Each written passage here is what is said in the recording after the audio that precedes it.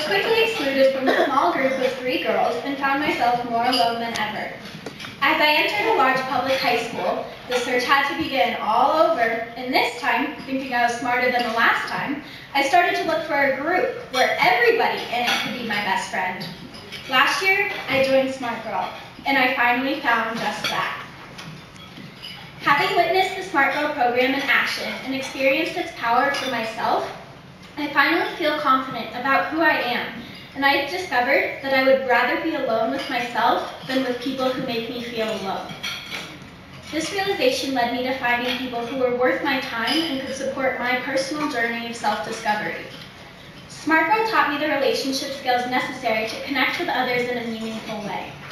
Through both my interaction with the other girls and my interaction with the curriculum itself, I've learned that as much as I may want to push the problems in my life under the rug, they won't just disappear.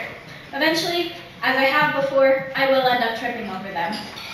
Smart Girl has given me a place to talk through my problems as they arise and made me feel like people care about me. In turn, I've started to care about myself. I remember when I was younger, I used to always say to my mom, "I want to go home." And she would look at me and say, "Adeline, you're laying in your bed. You are home." But I didn't feel that way. Home is where I find myself content in my life and in my reality, and I know that I finally found my home through Smart Girl. In Smart Girl, we like to say that every girl is a smart girl. There are so many girls out there who have benefited from the program as much as I have. One particular guest of honor of mine, Bob Bierman, who was the managing partner of my prior firm for many years. Bob was a mentor. He would not let me speak at his retirement party, so when I heard Bob was attending, I had to figure out a way to at least embarrass him a little bit. Bob, you and Mary have been great to our family and to me professionally, so just take a minute and thank you for being here and sharing this honor with me. Also, there's one other guest I'd like to thank, and that's my daughter, Violet. You don't know this, but this is actually the second award that I received this week. When I showed up to work on Monday, I opened my briefcase, and inside there was a picture. And the picture was a pot of gold. And at the top it said, "Who means more than you than gold?" And the handwriting, which I recognized quite quickly, said, "My dad is worth more than gold because I can tell him anything." I would suggest to this group that the Smart Girl program is worth more than gold. We need to, and we have to, continue to create an environment in which our young girls and young boys can tell their peers and their near peers anything, and feel safe and secure in that message, and realize that it's an environment in which they can share ideas and that they can grow personally. And if we continue to do that, if we continue to reach out to those underserved kids, and we continue to reach the communities, both urban and rural, all around the state of Colorado and beyond, we're going to realize not only is Smart Girl, but all health, and each one of you, we are worth more than our weight of gold. And we have an obligation to do that. So thank you everybody for being here today. Enjoy the lunch, enjoy the presentation, and appreciate all the support that you've given the organization for many, many years.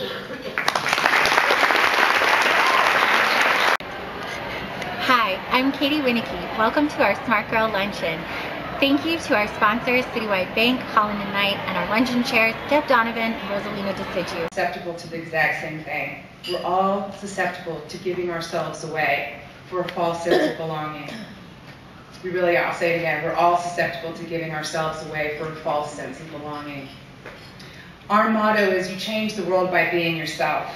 And I know that sounds like something that you can easily put on a needlepoint on a pillow or put on a refrigerator magnet. And it would still sound all right, but we don't really mean it that way. We don't mean it as a platitude. You can change the world by being yourself, but you have to find out who that self is, like Adeline was talking about.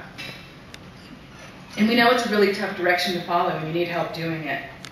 We actually chose it based off an E.E. Cummings quotation I'd like to read for you now, just to kind of show you the other level. To be nobody but yourself in a world which is doing its best night and day to make you everybody else means to fight the hardest battle which any human being can fight and never stop fighting.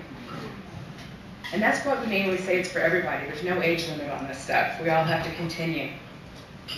We had originally chosen this thought because we wanted to steer girls to wanting better lives based on what they're naturally drawn to, and then build from there.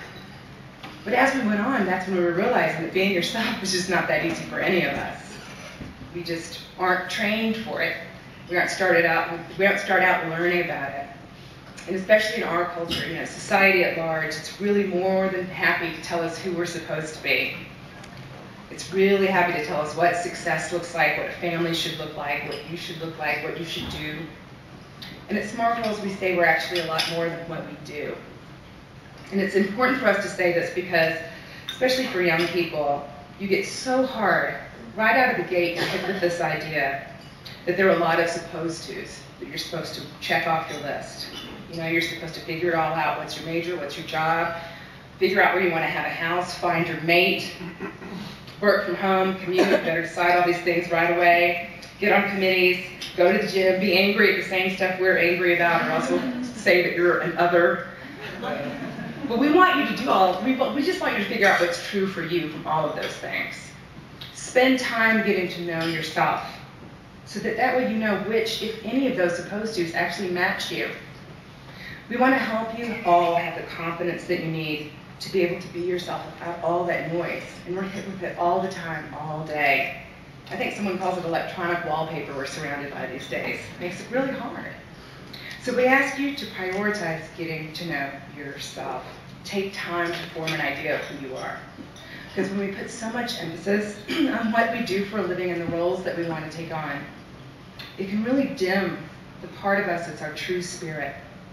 And if you think about it, apart from our families and after school, the workplace is where we can kind of tend to find our fit and nuzzle in and get comfortable and kind of stop searching about the things of ourselves.